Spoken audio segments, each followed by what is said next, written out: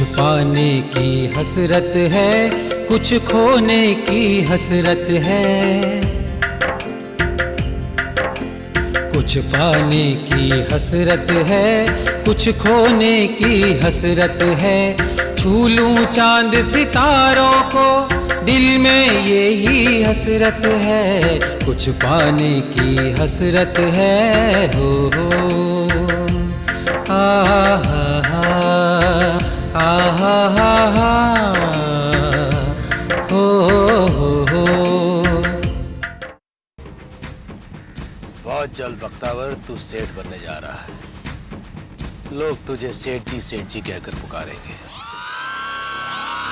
अभी से सेठ की तरह रहने की आदत डाल ले। हाँ, सही बात है।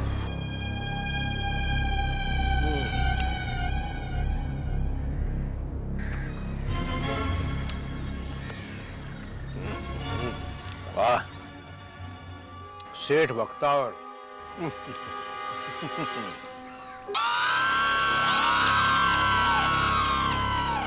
अब थोड़ा सुस्ता लिया जाए भैया, सुस्ता लिया जाए।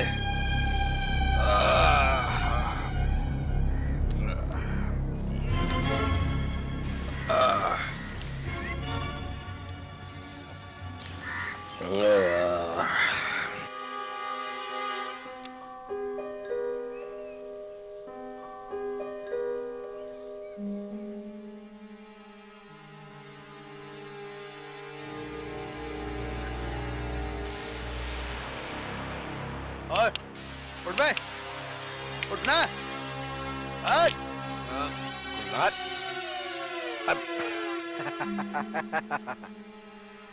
अरे हवलदार साहब, आपने तो मुझे डरा ही दिया। चुप कर। मैं डराता नहीं, सीधे मारता हूँ। अरे शुक्र कर, मुझे तुम पे तरस आ गया। इधर घर है, ठाट से सोता इधर। सोया नहीं था हवलदार साहब, बस जरा कमर सीधी कर रहा था। गरीब आदमी हूँ, मजदूरी करने निकलता हूँ तो फिर थक हार कर कहीं बैठकर आराम कर लेता हूँ। ज्यादा नाटक नहीं। इतनी महंगी आइसक्रीम खा रहा है और बात मेहनत मजदूरी कर रहा है। चल फुटले इधर से, वरना मैं डंडे से बात करूंगा। नाराज काहे को होते हो? आप भी आइसक्रीम खाइए ना, आपके लिए मंगवा देता हूँ। अरे ए आइसक्रीम। लगता है मैंने तुम्हें कहीं देखा है। कहाँ देखा है? बड़े लोगों को अक्सर कोई ना कोई कहीं ना कहीं देख लेता है। अरे अभी अभी तो मेहनत मजदूरी की बात कर रहा था और अब बड़े आदमी बन गया है। अरे छोड़ो ना हवलदार साहब इन सब बातों को, आइसक्रीम खाओ तो। आइसक्रीम। हाँ अरे हाँ, याद आया, मैंने तुम्हें जेल में देखा है। याद है ना शकल? इसी डंडे से तेरी पिटाई किया था मैं। छोड़िए ना पुरानी बातों को, अब ये बातें आपस में ही रहे तो अच्छा है। जेल की हवा खाकर निकला हूं हवलदार साहब, अब थोड़ी पाक की हवा खा लेता हूं। पहले तू ये बता, तेरे पास से माल आया कहां से? हाँ, वो रिश्तेदार हैं एक दो, उनसे उधार लिया है। चल निकाल 100 रुपए। क्या हवलदार साहब आप भी? देता है, मैं कुछ दूं? अरे अल्लाह या अल्लाह या अल्लाह। और सुन, कल इधर मत सोना, ठीक है?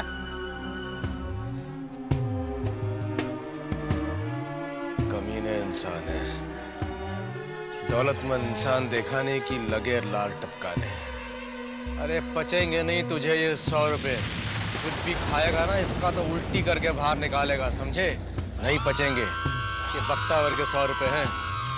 बख्तावर का 1 रुपया नहीं पचता किसी को, 100 कहां से पचाएगा तू?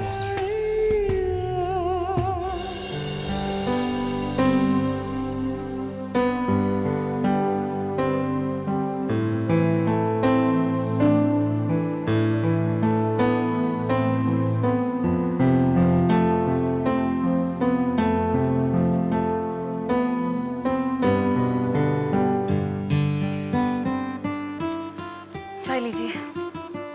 शुक्रिया।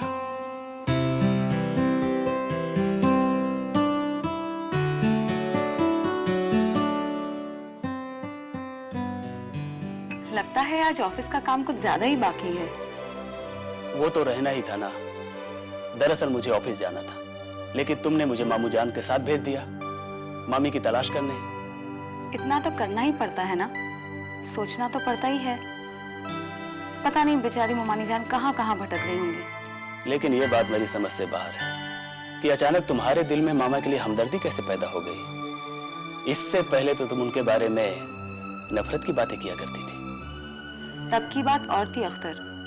देखो ना अब मामू जान कितने बदल गए हैं। मुझे तो उनमें कोई बदलाव नहीं लगता, वही अंदाज है उनका। फर्क सिर्फ इतना है कि अब वो इस तरह की बातें करने लगे हैं कि सुनने वाले को उनसे हमदर्दी हो जाए। तुम्हारा कहना गलत नहीं है अख्तर। मामू जान ने गुनाह ही ऐसा किया है कि तुम्हारी जगह कोई और भी होता तो उन पे भरोसा करने से पहले सोचता। लेकिन मुझे लगता है कि अब मामू जान सच में बदल गए हैं। कोई कितना ही बुरा क्यों ना हो, लेकिन कभी ना कभी तो उसे अपनी गलतियों का एहसास होता ही है ना। और मुझे लगता है कि मामू जान को अपनी गलतियों का एहसास हो चुका है। वो अपने किए पर बहुत शर्मिंदा है, अपने गुनाह पर पछतावा है उन्हें, और मैं अब उन पर भरोसा कर सकती हूँ। लेकिन मैं नहीं कर सकता। और मैं तुम्हें मामू जान के ऊपर भरोसा करने के लिए जोर भी नहीं दूंगी। तुम खुद ही उन्हें आजमा लेना, और मुझे यकीन है कि वो तुम्हारी आजमाइश पे खरे उतरेंगे। और अगर वो खरे नहीं उतरे तो मैं खुद उन्हें धक्के मार के घर से बाहर निकाल दूंगी।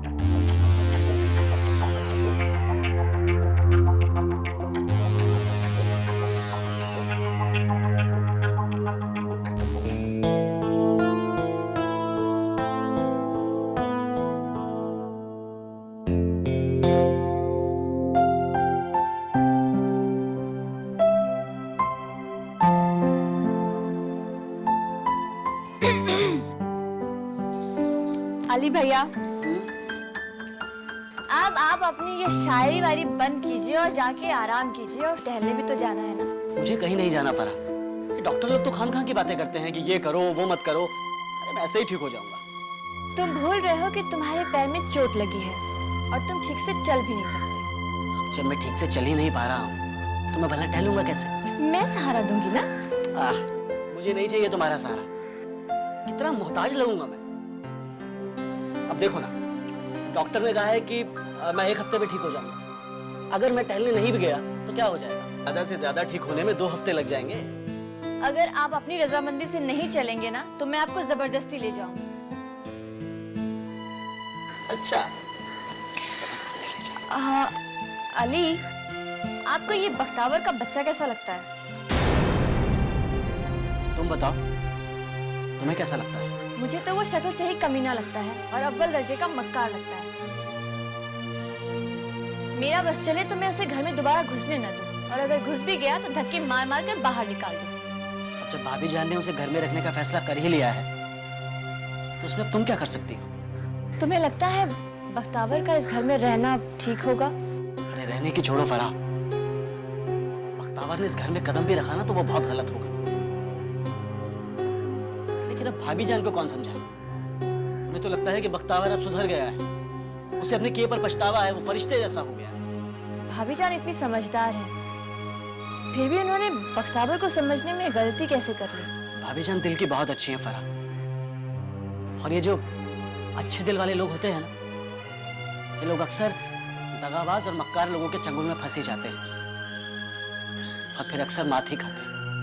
अली भाई, तुम देख लेना, अगर बख्तावर इस घर में टिक गया ना तो एक दिन भाभी जान को ये एहसास जरूर होगा कि जिस बख्तावर पे वो इतना भरोसा कर रही हैं वही उन्हें दगा दे जाएगा। अगर बख्तावर ने भाईजान को धोखा दिया ना फराह, तो मैं बख्तावर को छोड़ूंगा नहीं। अली भाई, बख्तावर इतना कमीना इंसान है ना कि वो अपने बचने का कोई ना कोई रास्ता जरूर ढूंढ लेगा।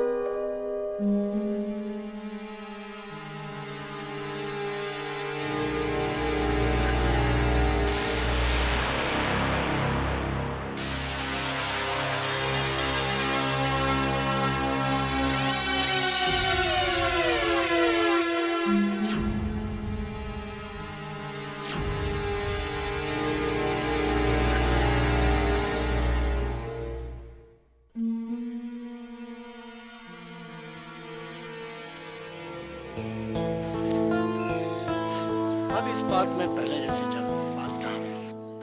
पहले इस पार्क में कितनी साफ सफाई हुआ करती थी, अब कहाँ। आज भी सफाई होती है, मगर यहाँ कुछ बदमाश लोग आते हैं, हमारे लोग आते हैं, कोई दारू पीते, कोई नशा कुछ करते हैं, वही लोग सारे गंदगी करके जाते हैं। आप पुलिस कमिश्नर से बात क्यों नहीं करते पुलिस के बारे में?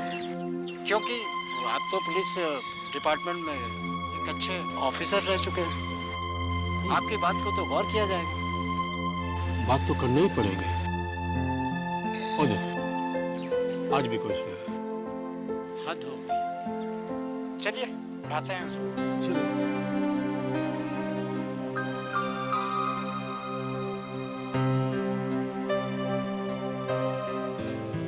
ओ मिस्टर, उठो भी। ओ मिस्टर, अरे उठो भी। यार क्यों नींद से उठा रहे हो? क्या भीख मांगने यहाँ भी चले आए? बढ़िया सपना देख रहा था, उठा दिया। अरे जाओ बाबा, माफ करो, सोने दो मुझे, जाओ। अरे उठो, ये हमारी जगह है, उठो। क्यों भाई, जगह क्या घर से लेकर आए थे, या फिर जगह पर तुम्हारा नाम लिखा हुआ है? देखो, परेशान मत करो, सीधी तरह चले जाओ, वरना तुम बुड्ढों की अकल ठिकाने लगा दूंगा मैं, समझे? जाओ। ए मिस्टर, अपना जवान संभालो। अगर मैंने पुलिस वाले को बुला लिया ना, हौलत में पहुंच जाओगे और 15 दिन तक जमानत भी नहीं मिलेंगे। क्यों भाई, कोई मिनिस्टर या प्राइम मिनिस्टर हो जो तुम्हारे कहने पे पुलिस वाले यहाँ तक आ जाएंगे? चलो जाओ। मिनिस्टर, प्राइम मिनिस्टर तो नहीं, लेकिन रिटायर्ड पुलिस ऑफिसर जरूर है। बुलाओ क्या पुलिस वाले को? अब मैं तो मजाक कर रहा था, आप लोग संजीदा हो गए। क्या है, मेरी बचपन से मजाक करने की आदत है। चाहो तो मेरे वालिद से पूछ लेना, बचपन से मजाक करते आ रहा हूँ। आप लोग खड़े क्यों हैं? जनाब बैठिए ना, जगह आपकी है। बैठिए बैठिए बैठिए, मेरा क्या है, कहीं और जाके सो जाऊंगा। बैठिए। इधर से कैसा आदमी लोग आ जाते हैं, पता नहीं कहाँ से आते हैं इन लोग, कोई ठिकाना है कि नहीं इनका।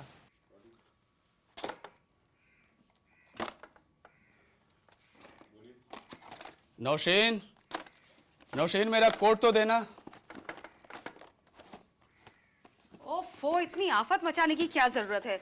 10 मिनट पहले भी तो तैयारी शुरू कर सकते थे। अरे भाई, मैं जाता 1 घंटे बाद ही, लेकिन यकायक मेरे एक क्लाइंट का फोन आ गया। दरअसल उसके साथ कल का अपॉइंटमेंट था, लेकिन पता नहीं किसी काम से उसे 1 हफ्ते के लिए बाहर जाना पड़ रहा है। उसने मुझे फोन किया और मैंने उसे जल्दी ऑफिस बुलाया। ठीक है, चलो अब चाय पियो। नौशीन, मेरे पास बिल्कुल वक्त नहीं है। अगर मुझे जरा भी देर हो गई तो वो आदमी चला जाएगा, और मैं अपनी गलती की वजह से अपना कोई क्लाइंट खोना नहीं चाहता। जानती हूँ, अगर वो क्लाइंट चला गया तो बहुत नुकसान हो जाएगा। बेशक। ज्यादा दौलत कमाने के लिए खाना पीना छोड़ने की कोई जरूरत नहीं है। अगर तुम थोड़ा कम भी कमाओगे ना, तो मैं शिकायत नहीं करूंगी। अल्लाह ने हमें बहुत दिया है और इंशाल्लाह आगे भी देगा। तुम समझती क्यों नहीं हो नौशीन? मैं सब समझती हूँ अख्तर। अब तुम्हारा क्लाइंट रहे या जाए, मैं तुम्हें चाय पिए बिना नहीं जाने दूंगी।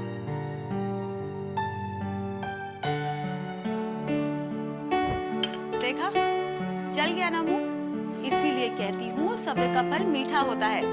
अगर इत्मीनान से पीते तो मुंह नहीं जलता ना। लगता है अख्तर को दफ्तर जाने की ज्यादा ही जल्दी है। हाँ अम्मी जान, आज तो कुछ ज्यादा ही जल्दी है इन्हें।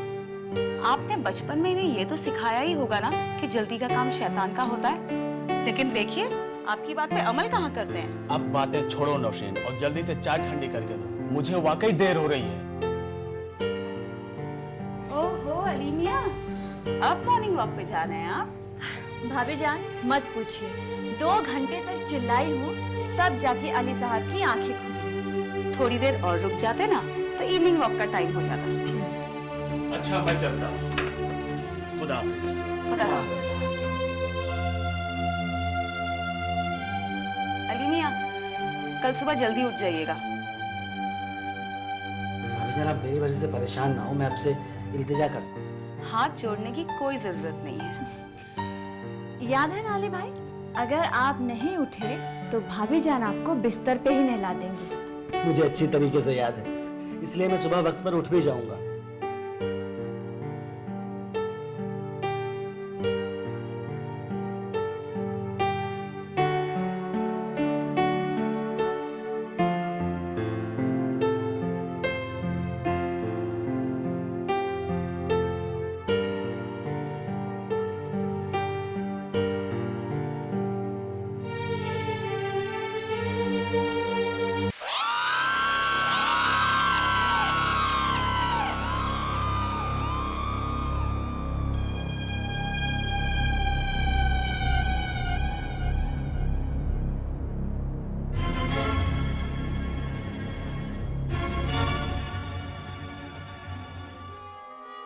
भाई उठ यहाँ से, ये जगह बैठने के लिए, सोने के लिए, समझे?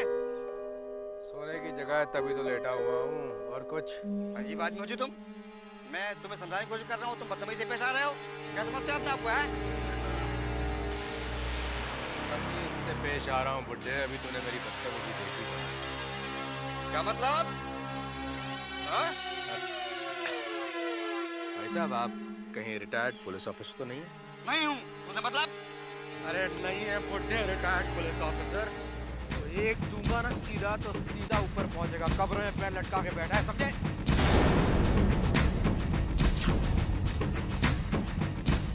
बस फरा, मुझसे और नहीं चला जाता। अली भाई मुझे पता है आपको तकलीफ हो रही है, बस 2-4 कदम और चलिए। आप नहीं चलेंगे तो ठीक कैसे होंगे? चलिए।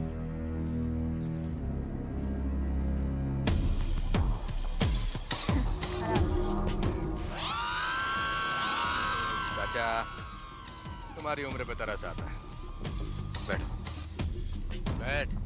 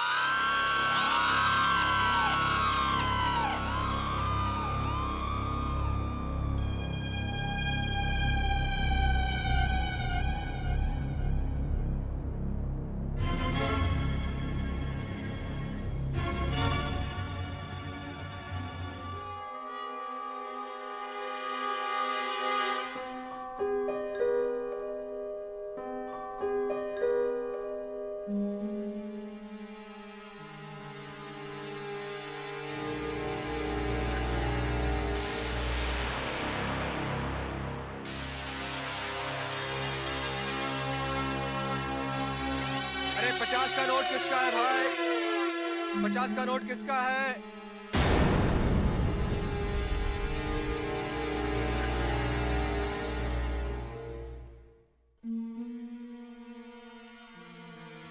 तो ये यहाँ ढूंढ रहा है अपनी बीवी को। और इनकी ईमानदारी तो देखो, पूछ रहे हैं 50 का नोट किसका है। अरे भाई ये 50 का नोट किसका है भाई? कोई आके ले ले। किसका है ये नोट? मेरा है, लाओ दो मुझे। तेरा नोट है क्या? चल जा यहाँ से जा। तो फिर क्या तुम्हारा है? अरे मेरा होता तो क्या गला फाड़ के चल रहा था कि ये नोट किसका है? तो फिर ये मेरा ही है। तुम्हारा नोट नहीं है, जा। अच्छा बता, ये नोट तेरा है? क्या सबूत है तेरा नोट? बताओ क्या सबूत चाहिए तुझे? क्या सबूत चाहिए मतलब?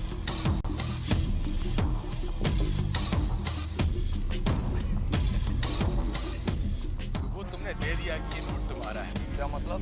वो मतलब छोड़ो, ये लो अपना। लो लो लो लो, अरे ले लो भैया। नोट भी गया, नोट भी गया।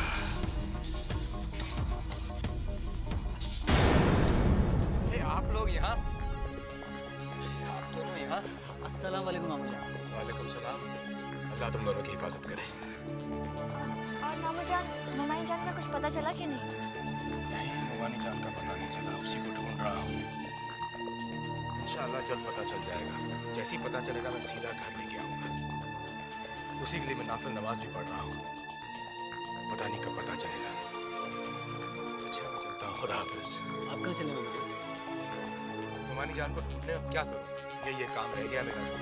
आप लोग भी दुआ करें कि वो जल्द मिल जाए। अच्छा, खुदा हाफिज। तो हम अल्लाह से यही दुआ करेंगे कि आप हमारे घर को लेकर अपने नापाक इरादों में कामयाब ना हो पाए। हाँ जी हाँ, आप बिल्कुल मुतमईन रहे। आपने हमारी कंपनी पर जो भरोसा किया है उसे हम टूटने नहीं देंगे। और इतना ही नहीं, आपने प्रोजेक्ट की बेहतरी के लिए हमसे जो भी उम्मीदें की हैं हम उससे बेहतर ही साबित होंगे। जी, ये मेरा वायदा है आपसे। जी हाँ जी हाँ, and thanks for calling. Okay mister Patil. जी सर। इंडिया ग्रुप का कॉन्ट्रैक्ट हमें मिल गया। मुबारक हो सर, मुबारक हो। मुबारक के असली हकदार तो आप। जी मैं? आखिर प्रोजेक्ट फाइल तो आप ही ने तैयार की है ना? क्या सर? सर मैंने आपके साथ काम करके बहुत कुछ सीखा है और अब भी सीख रहा हूँ।